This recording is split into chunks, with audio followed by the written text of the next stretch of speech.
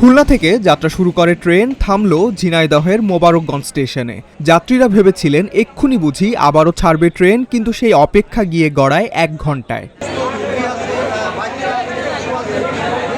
এমনই ঘটনা ঘটেছে রাজশাহীগামী সাগরদাড়ি ট্রেনে। ট্রেন রেখে অজানা জায়গায় চলে গিয়েছিলেন চালক। এদিকে ট্রেনের এমন দশায় যাত্রীরা নেমে বিক্ষোভ শুরু করেন। ঘটনা বুঝতে পেরে স্টেশন মাস্টার ও কর্মচারীরা গা ঢাকা দেন।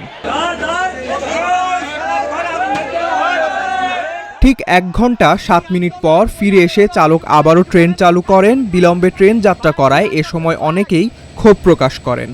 ট্রেন যখন আবার লাইন ক্লিয়ার দিল, লাইন ক্লিয়ার দেওয়ার পর গাড়িটার স্টার্ট বন্ধ করে দিল। স্টার্ট বন্ধ করে দিয়ে পিছনের দিকে ড্রাইভার পিছনের দিকে আইসে তালা মাইরে দিয়ে একদম এমনিতে বাগানতে চলে গেছে। কি কারণে পলিয়েছে তারা স্টাফে গ্যাঞ্জাম করেছে। যত অসহ্য জ্বালাতন ভোগ করতেছে আমাদের সাধারণ পাবলিক, কেউ কিছুই জানে না। এতগুলো যাত্রী সমস্যার ভিতরে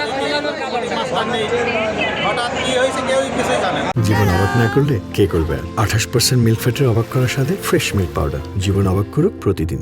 এ ব্যাপারে ঊর্ধ্বতন কর্তৃপক্ষের সঙ্গে আলোচনা করে ব্যবস্থা নেয়ার আশ্বাস দিয়েছে রেলওয়ে। তখন আমার অনুমোদিত পয়েন্টসম্যান বলতেছে এলএমকে পাওয়া যাচ্ছে না, এলএম চলে যাচ্ছে। এলএম চলে যাচ্ছে কেন? বলছে আমাদের ধর্মঘট চলতেছে। এই বলে এলএম 1 ঘন্টা 15 মিনিট এলএমকে খুঁজে পাওয়া যাচ্ছিল না।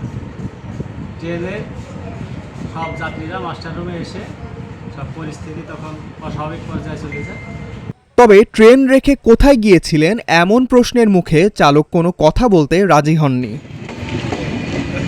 ডেস্ক রিপোর্ট, আজকের পত্রিকা।